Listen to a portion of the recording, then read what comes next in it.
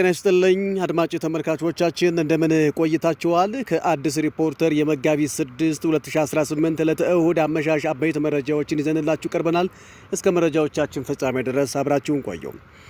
በቆይታችን የሰላማዊ አመጽ አነሳሽ ቡድን መሳሪያ ላነሱ ኃይሎች የአብረን እንስራ ጥሪ ማቅረቡን፣ የሚዲያዎች ዘመቻና ተጽዕኖ፣ በመጀመሪያው ሳምንት የመራጮች ምዝገባ ምን ይመስላል፣ እንዲሁም ከአሜሪካና ኢራን ጦርነት ጋር ተያይዞ እየተሰሙ የሚገኙ ትኩስ አጫጭር መረጃዎችና ዜና ትንታኔ የምናደርሳችሁ ይሆናል። እስከ መረጃዎቻችን ፍጻሜ ድረስ አብራችሁን ቆዩ። የተወደዳችሁ ቤተሰቦቻችን በየቀኑ በየዕለቱ ወደ እናንተ የሚደርሱ መረጃዎች በቀላሉ እንዲደርሷችሁ የዩቲዩብ ገጻችንን ሰብስክራይብ እንዲሁም ደግሞ የፌስቡክ ገጻችን ላይክ ማድረጋችሁን አትርሱ። አሁን ወደ አጫጭር መረጃዎች ከማምራታችን በፊት የዛሬውን ዜና ትንታኔ ርዕሰ ጉዳይ እንንገረው። የሚዲያዎች ዘመቻና ተጽዕኖ የሚለው የዛሬው ዜና ትንታኔያችን አበይት ርዕስ ነው። ሰፊ ትንታኔ ወደ እናንተ የምናደርስ ነው የሚሆነው። ይህንን ትንታኔ ወደ ኋላ የምናደርሳችሁ ይሆናል። አሁን ወደ አጫጭር መረጃዎች እናመራለን። የሰላማዊ አመጽ አነሳሽ ቡድን መሳሪያ ላነሱ ኃይሎች የአብረን እንስራ ጥሪ ማቅረቡን አስታወቀ። ዲያስፖራው በገንዘብ በቁስ መረጃን በማሰራጨት እንዲያግዝ አቅጣጫም ተቀምጧል። ራሱን የሰላማዊ ትግል አነሳሽ ቲም የሚለው 7 አባላት ያሉት ቡድን በጠራው ስብሰባ በኢትዮጵያ መሳሪያ አንግበው ጫካ ለገቡ ኃይሎችና ድርጅቶች የትብብር ጥያቄ አቅርበዋል። እጃችን የገባው ሰነድ እንደሚለው የሰላማዊ እምቢተኝነቱ ለምሳሌ የሥራ ማቆም አድማ፣ ህዝባዊ ተቃውሞ፣ ከታጣቂ ኃይሎች ወታደራዊ እንቅስቃሴዎች ጋር የጊዜና የቦታ ቅንጅት እንዲኖረው ማድረግ አንዱ ስትራቴጂ ነው። ዲያስፖራው በፋይናንስ መረጃ በማሰራጨትና በሚዲያ የጎላ ተሳትፎ እንዳደርጉም አቅጣጫ ተቀምጧል። ሁለቱም የትግል ስልቶች በማቀናጀት ተናቦ ትግሉን ማካሄድ አስፈላጊ በመሆኑ ሰነዱ የትጥቅ ትግል እያደረጉ ላሉ በሙሉ አብረን እንስራ የሚል ማመልከቻ አዘጋጅቷል። ዝርዝሩን አላስቀመጠም እንጂ መንግስት ከወደቀ በኋላ እነማን ሽግግሩን እንደሚመሩትም ፍንጭ ሰጥቷል። የአመጽ አነሳሽ ቡድኑ አባላቶች አቶ ነአምን ዘለቀ የሻዕቢያ ተወካይ፣ አቶ ያሬድ ኃይለማርያም የሰው ልጆች መብት ተቆርቋሪ፣ አቶ ልደቱ አያለው የሰላም ታጋይ፣ አቶ ገለታው ዘለቀ አንድ እግሩ ጫካ ያለው የቀድሞው የባልደራስ ለውጠኛ ዲሞክራሲ አባል፣ ዶክተር ሰይፈ ስላሴ አያሌው የና ፓርቲ ምክትል ሊቀመንበር፣ አቶ ኤፍሬም ማዲቦ የቀድሞ ግንቦት 7 አባልና የሻዕቢያ ወኪል፣ የኢህአፓ ተዋጊ ሰራዊት መስራች አቶ አብዩ ብርሌ እንደሆኑ ሰነዱ በመግቢያው አስታውቋል። በስብሰባው የተገኙት የተጋባዥ ድርጅቶች ወኪሎች ተብለው የተገኙት ደግሞ ዶክተር አብርሃም አትርሰው የአማራ ዓለም አቀፍ ድርጅት ሰብሳቢ፣ ዶክተር ሚካኤል አጎናፍር የአማራ ዓለም አቀፍ ድርጅት ምክትል ሰብሳቢ፣ ኢንጂነር ግዳይ ዘራ ጽዮን ከኢትዮጵያ ትብብር ዲሞክራሲ ፓርቲ፣ ከኢትዮጵያ ትብብር መድረክ፣ አቶ ተስፋ ሚካኤል መኮንን ከኢትዮጵያ ትብብር መድረክ፣ አቶ ያሬድ ካብሮነት፣ ፕሮፌሰር ሕዝቅኤል ጋቢሳ በግል፣ አቶ ታማኝ በየነ በግል በፍሬዘርን በመወከል፣ አቶ አማን በዛብህ ከትግራዩ ተወላጆች ማህበር መሆናቸውን ከሰነዱን ለመረዳት ተችሏል። በኢትዮጵያ ሕዝብ እንዲያምጽ ለመቀስቀስና ከታጣቂ ኃይሎች ጋር እንዴት በቅንጅት መስራት እንደሚችል አቅጣጫ ለማስቀመጥ መመስረቱን የሚናገር የትብብር መድረክ ምስረታ የመጀመሪያ የዙም ስብሰባ የተከፈተው አቶ ገለታው ዘለቀ ናቸው። ቀጥሎም ስብሰባውን አቶ ያሬድ ኃይለማርያም እየመሩ ቀጥሏል። አቶ ኃይለማርያም ይህንን ዝግ ስብሰባ እንደ አውሮፓውያን አቆጣጠር ማርች 8 ቀን 2026 ከመሩ በኋላ መልቀቂያ ማስገባታቸው መዘገባችን ይታወሳል። 7 አባላት ያሉት የአመጽ አነሳሽ ቲም በዋናነት የሚመራው በአቶ ነአምን ዘለቀ ሲሆን ከጀርባ ሆነው የሚመሩት የሻዕቢያ ሰዎች እንደሆኑ ከአክብሮት ተወካዮች ባገኘነው መረጃ አስቀድመን ማስታወቃችን አይዘነጋም። ስብሰባው የትግሉ ዓላማና ከስርዓት ለውጥ በኋላ ያለው ሂደት ምን አይነት መንግስት እንደሚቋቋም መክሯል። የትግሉ ዋና መሪና ባለቤት በሀገር ውስጥ ያለው ህዝብ መሆን እንዳለበትና ዲያስፖራው ደጋፊና ቀስቃሽ ሆኖ በፋይናንስ፣ በዲፕሎማሲ፣ በሶሻል ሚዲያ ቅስቀሳ ረገድ ያለውን አቅም እንዲጠቀም አቅጣጫ አስቀምጧል። ዲያስፖራ የሚመራውን የሚደግፈውን የአመጽ ትግል ታጥቀው በጦርነት ላይ ያሉትን እንዲደግፍ የመከረውን ይህን ኮሚቴ ምሳሌ እንደ ፋኖ ካሉት ጋር ተናቦና ተቀናጅቶ መስራት እንደሚገባ ተስማምቷል። አገሪቱን እየመራ ያለው መንግስት የጥንካሬ ምሰሶዎችን በማጥናት የህዝቡን ወቅታዊ የስነ ልቦና ያላገናዘበ ሳይንሳዊ ጥናትና የስትራቴጂክ ፕላን ሰነድ በማዘጋጀት አመጽ እንዲቀጣጠል ሀሳብ ቀርቧል። በሰነዱ መሰረት በሰላማዊ ህዝባዊ እምቢተኝነትና በትጥቅ ትግል ኃይሎች መካከል ሊኖር ስለሚገባው ግንኙነት ካቀረቡት ዋና ዋና ነጥቦች መካከል ለፋኖ ትግል ተጽዕኖ እውቅና መስጠትን አስምሮበታል። በአሁኑ ወቅት በተለያዩ የኢትዮጵያ ክፍሎች ተሰማርተው የሚገኙት የትጥቅ ትግል ኃይሎች ፋኖን ጨምሮ በሀገሪቱ የወደፊት የፖለቲካ ዕድል ላይ ከፍተኛ ተጽዕኖ እንደሚያሳድሩ ሊታመን ይገባል ሲል ይገልጻል። በዚሁ መሰረት ከእነዚህ ታጣቂ ኃይሎች ጋር መናበብና መቀናጀት እንደሚገባ በሰነዱ ተመልክቷል። የሰላማዊ ህዝባዊ እምቢተኝነት ትግሉ ከታጣቂ ኃይሎች ትግል ጋር መናበብና ከተቻለ መቀናጀት ለነገ የሚባል ተግባር እንዳልሆነ አመልክቷል። የተናጠል መንገድን ማስወገድ እንደሚገባ ያወሳው ሰነድ ትግሉ በተናጠል መሄድ እንደሌለበት አሳስቧል። ትግሉ የሰላማዊንና የትጥቁን ትግል አቀናጅቶ ካልሄደ ከጥቅሙ ጉዳቱ ሊያመዝን እንደሚችል የሰላማዊ እምቢተኝነቱ ትግል ከትጥቅ ትግሉ ጋር እንዴት ሊናበብና ሊቀናጅ ይችላል የሚለውን ነጥብ በጥንቃቄና በአንክሮት መመልከት እንደሚያስፈልግ ሰነዱ ጠቁሟል። በአጠቃላይ ሰላማዊ ትግሉ ብቻውን ውጤት ከማምጣት ይልቅ ከታጣቂዎች ጋር በስትራቴጂካዊ በሆነ መንገድ መግጠም እንዳለበት ተሳታፊዎቹ በሰፊው ተወያይተውበታል። በዚሁ መነሻ በሰነዱ ላይ በሰፈሩት መርሆዎች መሰረት በሰላማዊ ትግሉ አስተባባሪዎችና በትጥቅ ትግል ኃይሎች መካከል ያለውን ግንኙነት ለመጀመር ወይም ለማጠናከር የሚያግዝ የውይይት መነሻ ነጥቦች እና የትብብር ረቂቅ ተዘጋጅቷል። በሰነዱ ላይ በሰፈሩት መርሆዎች መሰረት በሰላማዊ ትግሉ አስተባባሪዎችና በትጥቅ ትግል ኃይሎች መካከል ያለውን ግንኙነት ለመጀመር ወይም ለማጠናከር የሚያግዝ ውይይት መነሻ ነጥቦች እና የትብብር ጥሪ ረቂቅ የተዘጋጀው በትህትና በሀገራዊ አንድነትና በስትራቴጂካዊ ቅንጅት መንፈስ እንደሆነም ተመልክቷል። ጉዳዩም በጋራ የትግል ቅንጅት ላይ ለመወያየት የቀረበ ጥሪ በማለት እንዲበተን በስብሰባው ላይ ስምምነት የደረሰበት ደብዳቤ እኛ የአመፅ አነሳሽ ቡድን አባላት በሀገር ውስጥና በውጭ ካሉ የፖለቲካና የሲቪል ድርጅቶች ጋር ባደረግነው ስብሰባ በትጥቅ ትግል ላይ የምትገኙ ኃይሎች በሀገሪቱ ወደፊት ዕጣ ፈንታ ላይ ያላችሁን ከፍተኛ ተጽዕኖ እና ሚና በሚገባ ተገንዝበናል።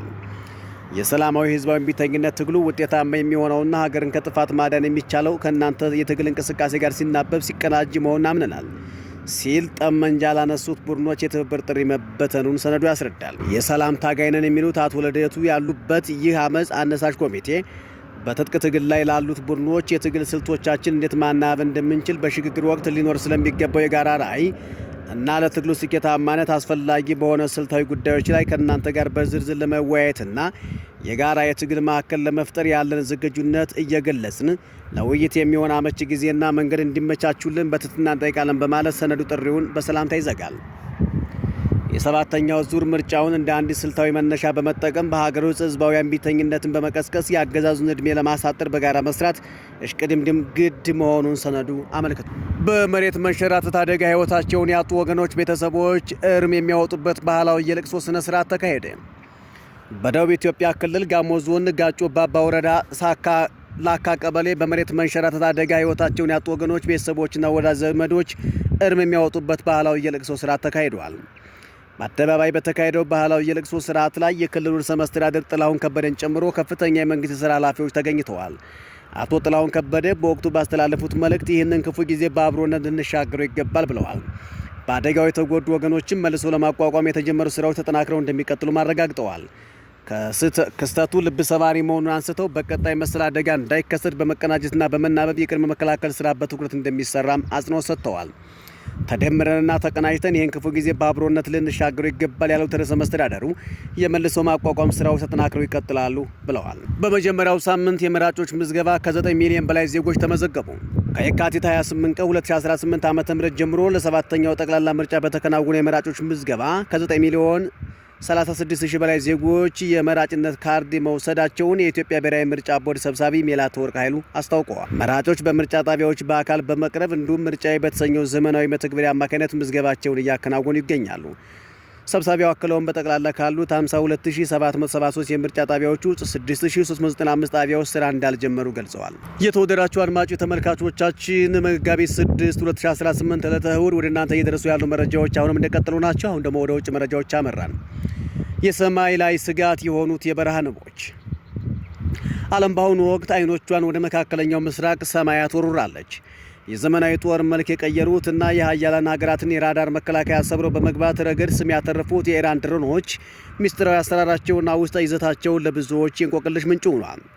እነዚህ በዝምታ መጥተው በጩኸት የሚደመድሙት የቴክኖሎጂ ውጤቶች እንደተሰሩ የሚለው ጥያቄ ብዙ ወታደራዊ ተንታኞች መነጋገሪያ ነው። የኢራን ድሮኖች በተለይም ሻሄድ በመባል የሚታወቁት እጅግ ውድ ከሆኑት ምዕራባውያን የሚሳኤል መከላከያ ስርዓቶች ጋር ሲነጻጸሩ በዋጋቸው በጣም ርካሽ መሆናቸው ዋናው መለያቸው ነው። ይህ ርካሽ ግን ገዳይ የሆነው ቴክኖሎጂ ሚስጥሩ ያለው በቀላል አሰራር ላይ ሲሆን ድሮኖቹ የተገነቡት ከካርቦን ፋይበር እና ከተደባለቁ ቀላል ቁሶች በመሆኑ በራዳር የመታየት ዕድላቸውን እጅግ ዝቅተኛ ያደርገዋል። ከነዚህ ድሮኖች በስተጀርባ ያለው ሞተር እጅግ የሚገርም ሲሆን ኢራን የምትጠቀመው ሞተር በዓለም ገበያ ላይ ለሲቪል አገልግሎት ከሚውሉ የሞተር ሳይክል ሞተሮች ጋር ተመሳሳይነት ያለው ባለ 4 ሲሊንደር ሞተር ነው። የኢራን ወታደራዊ ስትራቴጂስቶች ድሮኖቹን የሚያሰማሩት በተናጠል ሳይሆን በመንጋ በመሆኑ የተራቀቁ የአየር መከላከያ ስርዓቶች ሁሉንም በአንድ ጊዜ መምታት ስለሚሳናቸው ጥቂቶቹ ሰብረው በመግባት የተሰጣቸውን ተልዕኮ ይፈጽማሉ። ዛሬ ላይ በመካከለኛው ምስራቅ እንቅልፍ የነሳው ይህ ቴክኖሎጂ ከቀላል ቁሶች ተነስተው ዓለምን ያስጨነቁ የጥበብ ውጤቶች መሆናቸው በተንታኞች ዘንድ እንደ ትልቅ ስጋት ይታያል። የአሜሪካው ፕሬዝዳንት ትራምፕ ዩኤስ ማዕከላዊ ዕዝ ባካሄደው ከባድ የቦምብ ድብደባ ለኢራን የነዳጅ ህይወት መስመር በሆነችው ሀርግ ደሴት ላይ ያለ እያንዳንዱ ወታደራዊ ኢላማ ሙሉ በሙሉ መውደሙን አስታውቀዋል። ከኢራን የባህር ዳርቻ በቅርብ ርቀት ላይ የምትገኘው ይህች ደሴት 90 በመቶ የሚሆኑ የሀገሪቱ ድፍድፍ ነዳጅ ወደ ውጭ የሚላክባት በመሆኗ የኢኮኖሚዋ ዋና ምሰሶ ናት። ወደ ቻይናና ሌሎች ሀገራት የሚጓዙ ግዙፍ የነዳጅ ጫኝ መርከቦች መነሻ የሆነችው ይህች ደሴት መመታቷ የኢራንን ኢኮኖሚ ክፉኛ እያዳከመው እንደሆነ ተሰግቷል። ይህ ጥቃት በተፈጸመበት ጥቂት ሰዓታት በተባበሩት አረብ ኤሚሬትስ በሚገኘውና ስልታዊ ጠቀሜታ ባለው የፉጃይራህ ወደብ ላይ የድሮን ጥቃት ተሰንዝሯል። በወደቡ የአየር መከላከያ የተመታ ድሮን ስብርባሪ በነዳጅ ታንከሮች ላይ እሳት በማስነሳቱ አንድ የጆርዳን ዜጋ ተጎድቷል። ቢያንስ 2 ታንከሮችም ጉዳት ደርሶባቸዋል። የነዳጅ ጫኝ ስራዎች ለጊዜው ተቋርጠዋል። የፉጃይራህ ወደብ ከሆርሙዝ ሰርጥ ውስጥ በአማን ባህረ ሰላጤ በኩል የምትገኝና የዓለም ነዳጅ እንዳይቋረጥ የምታደርግ ድንገተኛ ጊዜ መፈተሻ ናት። ፉጃይራህ ወደብ ከሆርሙዝ ሰርጥ ውጭ በኦማን ባህረ ሰላጤ በኩል የምትገኝና የዓለም ነዳጅ እንዳይቋረጥ የምታደርግ የድንገተኛ ጊዜ መተንፈሻ ናት። ጥቃቱ በዓለም አቀፍ የነዳጅ ገበያ ላይ ከፍተኛ ስጋት ደቅኗል። 20% የሚሆነው የዓለም ነዳጅ በሚጓዝበት በኢራን ቁጥጥር ስር ባለው የሆርሙዝ ሰርጥ ላይ ጦርነት በመስተጓጎሉ ኤሚሬቶች በረሃውን አቋርጠው በዘረጉት ረጅም የየብስ የነዳጅ መስመር ነዳጃቸውን በቀጥታ ወደ ፉጃይራህ በማምጣት በክፍት ባህር ላይ ለሚገኝ የንግድ መርከቦች በመጫን ለዓለም ገበያ የሚያቀርቡበት አማራጭ ኋላ በር በመሆኑ ስፍራው እጅግ በጣም ወሳኝ ነው። ሐማስ፣ አሜሪካና እስራኤል ኢራን ላይ የሚያካሂዱትን ጥቃት አወገዘች። የሐማስ ቁልፍ መግለጫዎችም የእስልምናው ማህበረሰብና የቀጠናው ጥቅም ጦርነት በአፋጣኝ መቆሙ ላይ የተመሰረተ መሆኑን እንገልጻለን። ለውይይት ቅድሚያ ለመስጠት የሚደረጉ ጥረቶችንም እንቀበላለን። በኢራን የሚገኙ ወንድሞቻችን በጎረቤት ሀገራት ላይ ከሚሰነዘሩ ጥቃቶች እንዲቆጠቡ እንዲሁም የቀጠናው ሀገራት ይህንን ጥቃት ለማስቆም እንዲተባበሩ እንጠይቃለን ብለዋል። ኢራን በኢነርጂ ተቋማት ላይ የሚደርስባትን ጥቃት የአሜሪካ ኩባንያዎችን ኢላማ በማድረግ እንደምትመልስ ተናገረች። ኢራን በኢነርጂ ተቋማት ላይ የደረሰባት ጥቃት በመካከለኛው ምስራቅ የሚገኙ የአሜሪካ ኩባንያዎችን በማጥቃት ምላሽ እንደምትሰጥ የኢራን የውጭ ጉዳይ ሚኒስትር አባስ አራግቺ መግለጻቸው ተዘግቧል።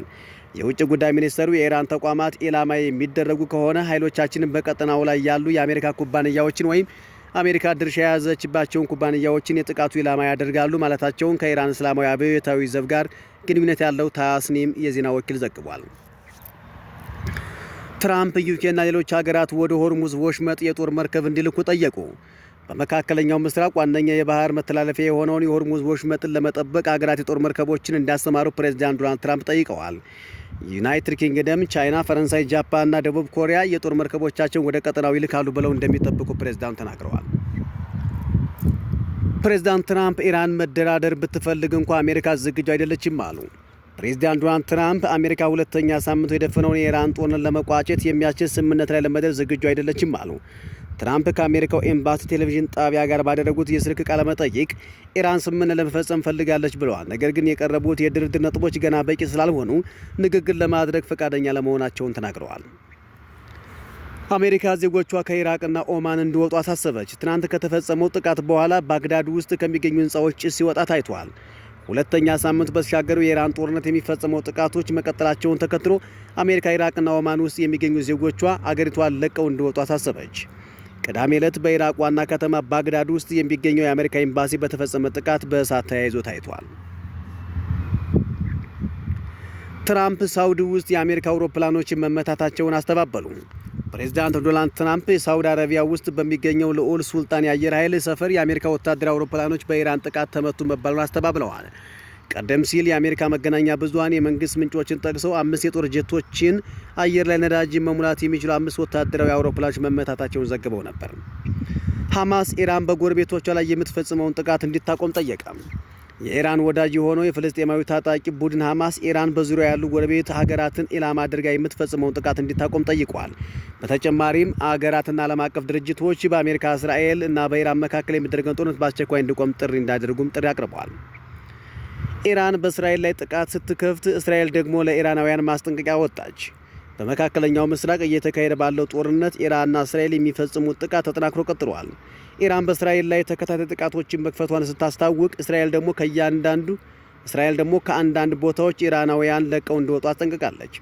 የኢራን እስላማዊ አብዮታዊ ዘብ ጦርነቱ ከተጀመረ ወዲህ በዛሬው ዕለት 48ኛው የጥቃት ማዕበል በእስራኤል ላይ መክፈቱን የኢራን መንግስት መገናኛ ብዙሃን ዘግበዋል። የተወደዳቸው ቤተሰቦቻችን አሁን ደግሞ ወደ ቢዝነስ መረጃ መራን። የአዲስ አበባ የትራንስፖርት ታሪፍ ከ5 እስከ 20 ብር የሚደርስ ጭማሪ ተደረገበት። በአዲስ አበባ ከተማ የህዝብ ትራንስፖርት አገልግሎት ታሪፍ ላይ ከ5 እስከ 20 ብር የሚደርስ ጭማሪ ተደርጓል።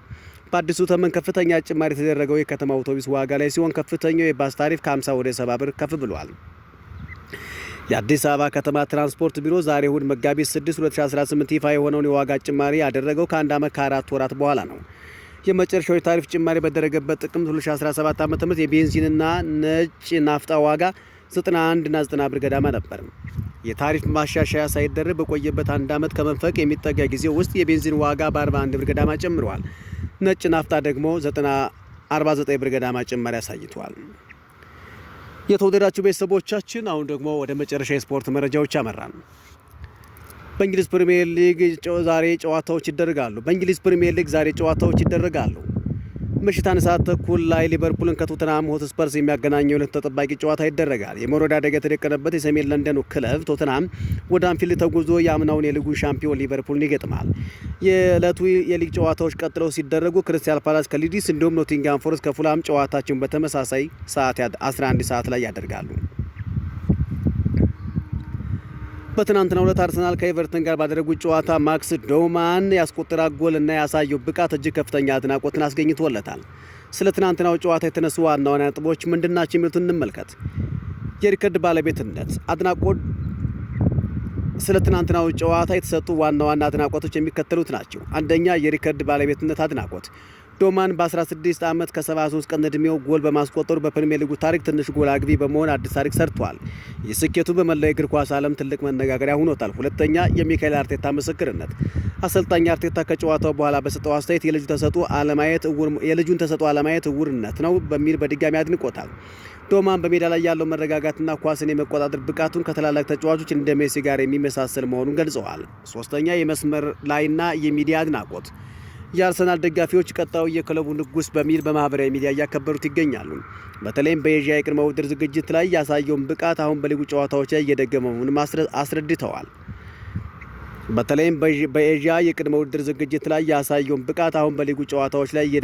አስደስቷቸዋል። ተንታኞች ዶማን እንደ ኤታን ንዋነሪ ሁሉ የአርሰናል አካዳሚ እያመረታቸው ያሉ ድንቅ ውጤቶች ማሳያ መሆኑን እየገለጹ ነው። ልዩ ብቃቱ ትናንት በኤቨርተን ላይ ጎል ከማስቆጠሩ ባለፈ በመስመር ላይ የነበረው ፍጥነትና ተከላካዮችን የማለፍ ብቃቱ ሊቆም የማይችል አንስቶፔብል ተብሎ ተሞካሽቷል።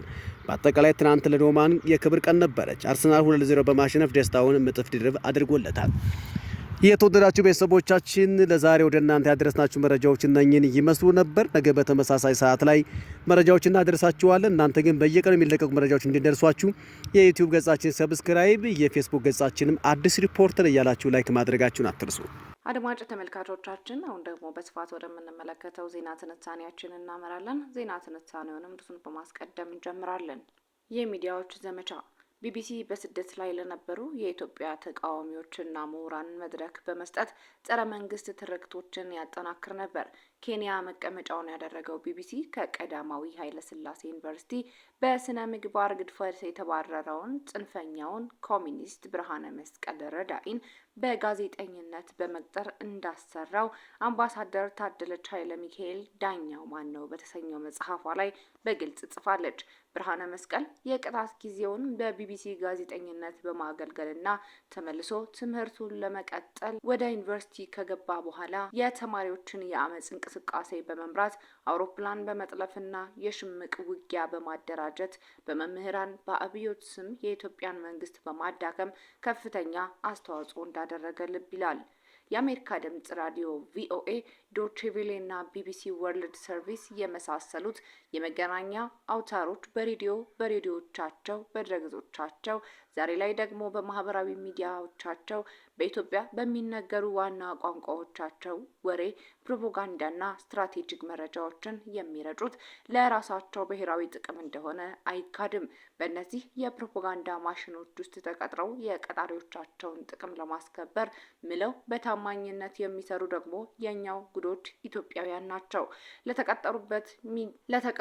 ለተቀጠሩበት ሚና ለሚከፍላቸው አገር ጥቅም የሚሰሩትና እየሰሩ ያሉት ወገኖቻችን ለነዚሁ ሚዲያዎች በታማኝነት ለማገልገል የሚገቡትን መሐላ ከየተቋማቱ የኤዲቶሪያል ፖሊሲ ተቋማቱ ከተቋቋሙለት ዓላማና ኢትዮጵያችን ላይ እያደረሱት ያለውን ጉዳት መመርመር የዚህ ትውልድ ስራ ሊሆን ይገባል። እነዚህ ሀያላን ሀገራት ኢትዮጵያ ውስጥ ርዕዮተ ዓለም ለማስፋፋት የመረጃ ጦርነት ከመጠቀማቸው ባለፈ በመንግስትና በህዝብ መካከል፣ በህዝብ ለህዝብ መካከልም በመንግስትና በፖለቲካ ኃይሎች መካከል መተማመን እንዲሸረሸር ጥርጣሬን፣ አለመግባባትንና ሁከትን በመፍጠር የቀዳማዊ ኃይለ ሥላሴንና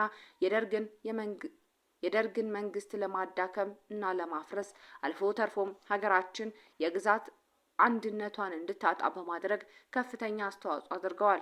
ዛሬም አላረፉም። መሳሪያ ሆኖ የሚያገለግሏቸው ኢትዮጵያውያንም ያለ ሀፍረት ለቀጠሯቸው ታምነው ማገልገላቸው ክብር ሆኖላቸው ደረታቸውን ገልብጠው እንደ ባለ ታሪክ በየመድረኩ ይታያሉ። አንዳንዶቹም የወርቅ ካባ እየተደረበላቸው ሪባን ሲቆርጡ እያየን ነው። ለመግቢያና ወደፊት በስፋት ስለምናነሳው የውጭ ሚዲያዎች ስትራቴጂ ይህን ያህል ከጠቆምን ባንዳነት ምንድን ነው መለኪያውስ የሚለውን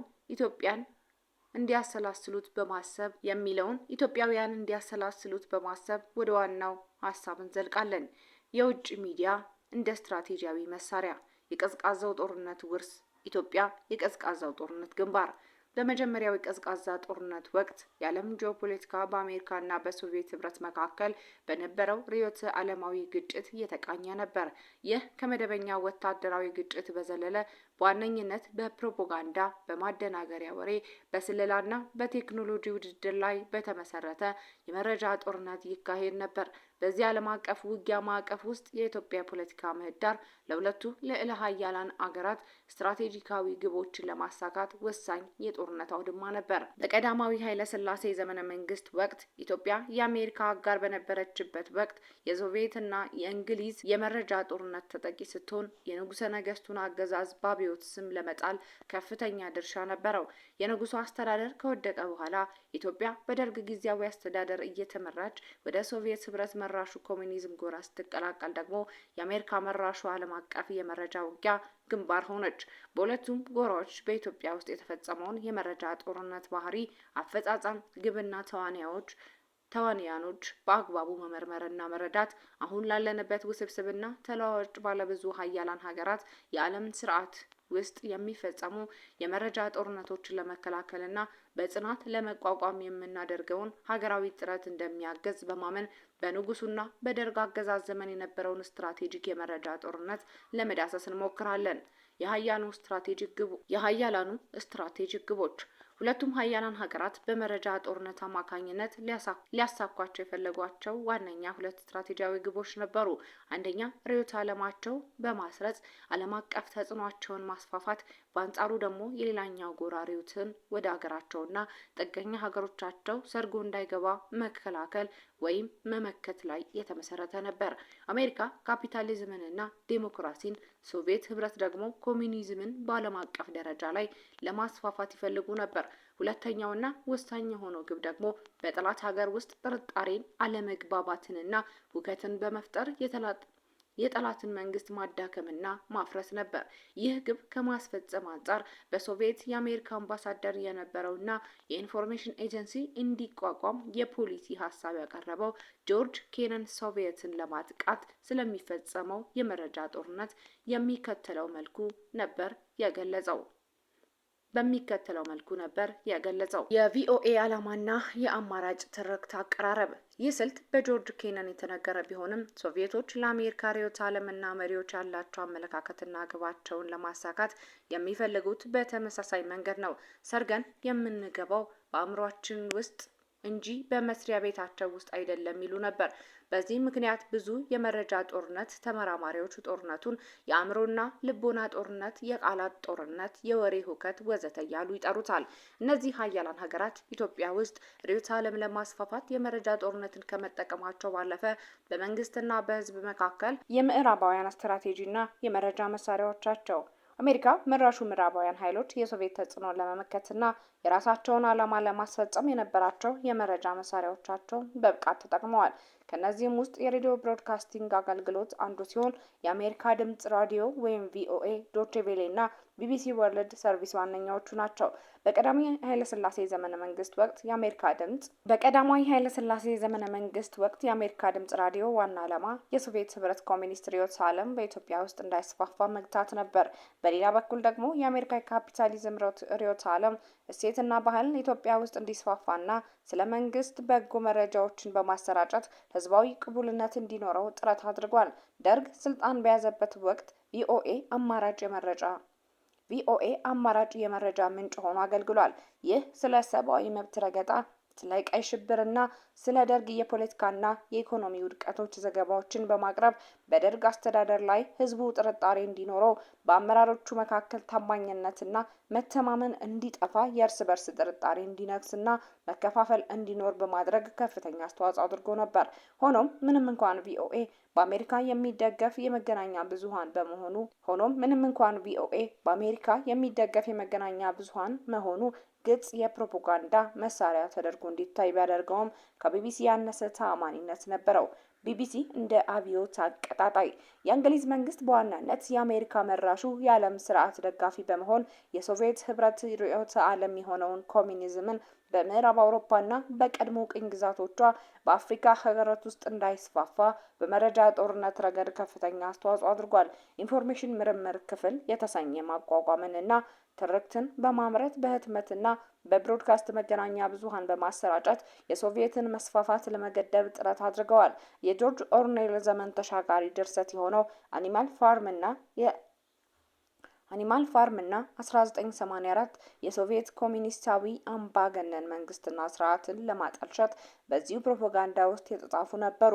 በቅኝ ግዛት ሀገራቸው ውስጥ ኮሚኒዝም ሌላኛው አይነት ሶሻል ኢምፔሪያሊዝም ጸረ ሃይማኖትና ሉዓላዊነት መሆኑን በመስበክ የኮሚኒዝምን መስፋፋት ለመመከት ችለዋል። ሆኖም ግን ወደ ኢትዮጵያ ስንመጣ ምንም እንኳን እንግሊዝ አሜሪካ ጋር ብትሆንም የእንግሊዝ ብሮድካስቲንግ ኮርፖሬሽን ኮሚኒዝም ወደ ኢትዮጵያ እንዳይገባ በመመከት ረገድ ያደረገው ጥረት ተቃራኒውን ነበር። ሚስጥራዊነቱን አብቅቶ ለህዝብ ይፋ የሆነ በሲአይኤ በ1976 ዓ.ም የተጠናና ቢቢሲስ ሪዲካላይዜሽን ኦፍ ኢትዮጵያን ስቱደንትስ የተሰኘ የጥናት ሰነድ ይህን ተቃርኖ በግልጽ ያሳያል። በዚህ ጥናት መሰረት ቢቢሲ አማርኛና እንግሊዝኛ የአሜሪካ አጋር በነበረው የቀዳማዊ ኃይለ ሥላሴ መንግስት ላይ ማርክሲስታዊ አብዮት እንዲቀሰቀስና እንዲስፋፋ የኢትዮጵያ ዩኒቨርሲቲ ተማሪዎች ጽንፈኛን በማድረግ በኩል አቀጣጣይ ነዳጅ ካታሊስት ሆኖ አገልግሏል።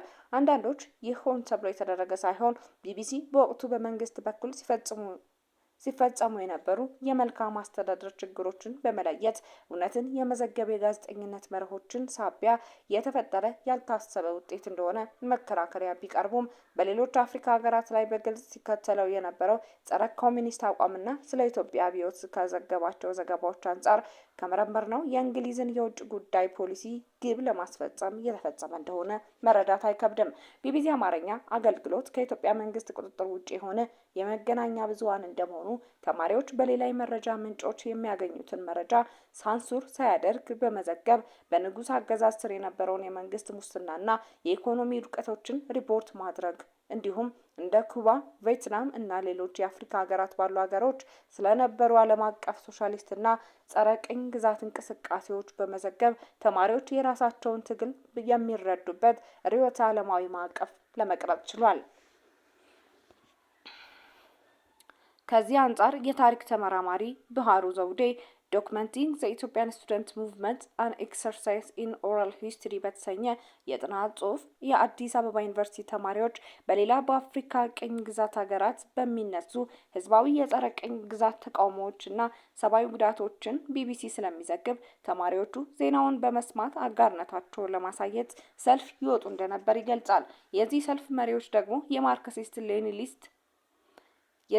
መሪዎች ደግሞ የማርክሲስት ሌኒኒስት ርዕዮት ተከታዮች ናቸው። ቢቢሲ በስደት ላይ ለነበሩ የኢትዮጵያ ተቃዋሚዎችና ምሁራን መድረክ በመስጠት ጸረ መንግስት ትርክቶችን የሚያጠናክር ነበር። ኬንያ መቀመጫውን ያደረገው ቢቢሲ ከቀዳማዊ ኃይለሥላሴ ዩኒቨርሲቲ በስነ ምግባር ግድፈት የተባረረው ጽንፈኛው ኮሚኒስት ብርሃነ መስቀል ረዳኢን በጋዜጠኝነት በመቅጠር እንዳሰራው አምባሳደር ታደለች ኃይለ ሚካኤል ዳኛው ማን ነው በተሰኘው መጽሐፏ ላይ በግልጽ ጽፋለች። በጣም ወሳኙ ነጥብ ቢቢሲ ገለልተኝነት አለው የሚል እምነት በተማሪዎች ዘንድ መፍጠር ስለቻለ በግልጽ የሚታወቁት እንደ ቪኦኤ ወይም ሬዲዮ ሞስኮ ካሉ የሀያላን ሀገራት የፕሮፓጋንዳ መሳሪያዎች የበለጠ ተአማኒነት ነበረው። ቢቢሲ የነበረው ተጽዕኖ ከሶቪየት ፕሮፓጋንዳ ጋር በገለልተኝነት የሚጣጣምና የሚደጋገፍ ስለነበር የሶቪየት ግብን በማሳካት በኩል ትልቅ አበርክቶ ነበረው። ሲአይኤ ባደረገው ትንተና መሰረት በወቅቱ የተደረጉ ከ1000 በላይ የሆኑ ተማሪዎች አድማና ተቃውሞ መነሻ የቢቢሲ ዘገባ እንደሆነና የመልካም አስተዳደር ችግሮችን በማጋለጥ የአሜሪካ ስትራቴጂክ አጋር የነበረው የቀዳማዊ ኃይለሥላሴ መንግስት በእጅጉ በማዳከም ከፍተኛ አስተዋጽኦ አድርጓል።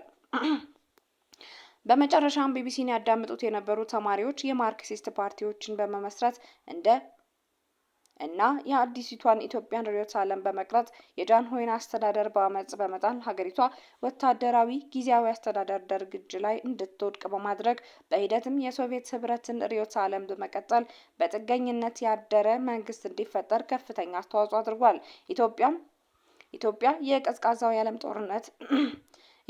የቀዝቃዛው የዓለም ጦርነት በምዕራቡ ዓለም አሸናፊነት እስከተጠናቀቀበት ድረስ ቢቢሲን እያዳመጡ ጽንፈኛ ተማሪዎች የሽምቅ ውጊያ እንደ ትግል ስልት በመያዝ ከደርግ መንግስት ጋር በመዋጋት የማያባራ ጦርነት ውስጥ ለረጅም ጊዜ ቆየች። የሶቪየት ህብረት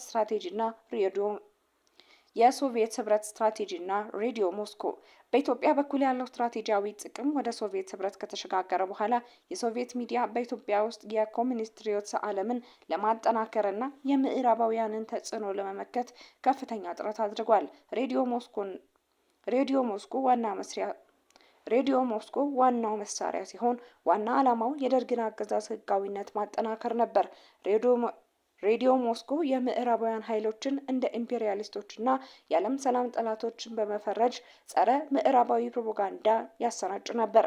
የሶቪየት ሚዲያ ስለ ማርክሲዝም ሌኒኒዝም መሰረታዊ መርሆች ፕሮግራሞችን በማቅረብ ርዕዮተ ዓለማዊ ትምህርትን ለማስፋፋት ሞክሯል። በተጨማሪም በኦጋዴን ጦርነት ወቅት ኢትዮጵያን የአብዮት ተከላካይ በማለት የሶቪየትን ወታደራዊ ድጋፍ ህጋዊ ለማድረግ ትልቅ ሚናን ተጫውቷል። በተቃራኒው ቢቢሲና ቪኦኤ የደርግ መንግስትን የሰብአዊ መብት ረገጣ፣ የቀይ ሽብር ወንጀሎችን በማጋለጥ የተጋነነ የረሃብ ዘገባዎችን በመስራት ስለ ደርግ የፖለቲካና የኢኮኖሚ ውድቀቶች ዘገባዎችን በማቅረብና ለተቃዋሚዎች አማራጭ ድምጽ ሆኖ በማገልገል ኢትዮጵያ ውስጥ የሶቪየትን ስርዓት ቅቡልነትን በማናጋትና የደርግ አስተዳደር እንዲዳከም በማድረግ በመጨረሻም ኢትዮጵያ የግዛት አንድነቷን እንድታጣ ትልቅ ሚና በመጫወት የሀገራቸውን ስትራቴጂክ ግቦች አሳክተዋል። እንደ መውጫ የተገኘ ትምህርት በአጠቃላይ በቀዝቃዛው ጦርነት ወቅት የመረጃ ጦርነቱ በኢትዮጵያ የፖለቲካ ምህዳር ውስጥ የሀያላን ሀገራት ስትራቴጂካዊ ግቦችን ለማሳካት ወሳኝ መሳሪያ ሆኖ አገልግሏል። በወቅቱ ቢቢሲ በሌሎች ሀገሮች የሚከተለው ጸረ ኮሚኒስት አቋም አንጻር በኢትዮጵያ ውስጥ ሲከተል የነበረው ፖሊሲ ተቃራኒውን መሆኑ ከዋናው የአሜሪካ ስትራቴጂክ ግብ በተለየ ሁኔታ እንደ እንግሊዝ ያሉ የአሜሪካ አጋር ሀገራት የራሳቸውን ስትራቴጂክ ግብ ለማሳካት የሚያደርጉትን የመረጃ ጦርነት ጥረት የሌላኛውን ሀያል ሀገር ስትራቴጂካዊ ግብ ሊያግዝ እንደሚችል መረዳት ይቻላል። በተጨማሪም የውጭ ሀገር ሚዲያዎች የሀገራቸውን ስትራቴጂክ ግብ ለማሳካት የሀገር ውስጥ የመልካም አስተዳደር ችግሮችን እንደ ጦር መሳሪያ በመጠቀም በመንግስትና በህዝብና በዴሞክራቲክ ተቋማት መካከል በህዝብ ለህዝብ መካከል ጥርጣሬን በመዝራት መተማመንን በመሸርሸር ሀገሪቱ የግዛት አንድነቷ እንድታጣ አልፎ ተርፎም ለረጅም ጊዜ በጦርነት እንድትቆይ ሊያደርግ የሚችል አቅም እንዳለ መረዳት ይገባል። በመሆኑም እንደ ሀገር አሁን ባለንበት የባለ ብዙ ሀያላን ሀገራት የዓለም ስርዓት ውስጥ ሀያላን ሀገራት ብሔራዊ ስትራቴጂክ ጥቅማቸውን ለማስከበር በሚያደርጉት የመረጃ ጦርነት ጥረት ውስጥ በተመሳሳይ ጎራ ውስጥ ያሉ የሚመስሉን አጋር ሀገራት በሀገራችን ውስጥ ያላቸውን ስትራቴጂካዊ ፍላጎትና ጥቅምን ማስከበሪያ የመረጃ ጦርነት ስልት የተለያየ ሊሆን ስለሚችል ይህንኑ በመመርመርና በመረዳት ተገቢውን የመከላከልና የመልሶ የማጥቃት ስልት መቀየስ ይገባል። እንዲሁም የፖለቲካ ኃይሎች፣ የመንግስት አመራሮች፣ የዴሞክራሲ ተቋማት ተመራማሪዎች፣ ልሂቃን፣ የሃይማኖት ተቋማት ተመራማሪዎች፣ ታዋቂና ተጽዕኖ ፈጣሪ ሰዎች በጠቅላላው የውጭ ሀገር ሚዲያዎች የሀገራቸውን ስትራቴጂክ ግቦች ለማሳካት ጥቅም ላይ የሚውሉ መሳሪያዎች በመሆናቸው በመረዳት የሀገር ውስጥ ነጻና ገለልተኛ መገናኛ ብዙኃን የሚቋቋሙበትና የሚጠናከሩበትን አቅም ለመፍጠር የድርሻቸውን መወጣት አለባቸው። የተወደዳችሁ አድማጮቻችን ለዛሬ ያዘጋጀነው ዜና ትንታኔያችን የተከታተላችሁትን ይመስል ነበር። ነገ በተመሳሳይ ሰዓት በሌሎች ርዕሰ ጉዳዮች እንመለሳለን። በየቀኑ ከቻናላችን ወደ እናንተ የሚደርሱ መረጃዎችን ለመከታተል ቻናላችንን ላይክ፣ ሰብስክራይብ እና ሼር በማድረግ ቤተሰቦቻችን ይሁኑ።